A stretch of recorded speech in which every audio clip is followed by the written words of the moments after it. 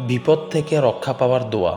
উসমান ইবনে আফফান রাদিয়াল্লাহু তাআলা আনহু থেকে বর্ণিত, রাসূলুল্লাহ সাল্লাল্লাহু আলাইহি ওয়াসাল্লাম বলেছেন, যে ব্যক্তি তিনবার এই দোয়াটি পড়বে, বিসমিল্লাহিল্লাযী লা ইয়াদুররু মা ইসমিহি শাইউন ফিল আরদি ওয়ালা ফিস সামাই ওয়া হুয়াস সামিউল আলিম। সকালবেলা এই দোয়া তিনবার পড়লে সন্ধ্যা পর্যন্ত আকস্মিক কোনো বিপদ তাকে ছুঁতে পারবে না, আর সন্ধ্যাবেলা পড়লে সকাল পর্যন্ত কোনো আকস্মিক বিপদ তাকে স্পর্শ করতে পারবে না। সুনানে আবু দাউদ, হাদিস 5088। ভাই ও বোনেরা, এই ছোট্ট একটি দোয়া আমাদের জীবনে কত বড় ঢাল হতে পারে তা কি আমরা ভেবে দেখি? পৃথিবীর অনিশ্চয়তার মাঝে আল্লাহর নামে এই দোয়াটি এক অটল নিরাপত্তা। শুধু বিশ্বাস আর আমল করলেই আল্লাহ আমাদের বিপদ থেকে রক্ষা করবেন ইনশাআল্লাহ।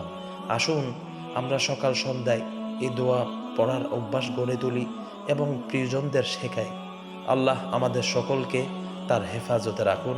আমিন।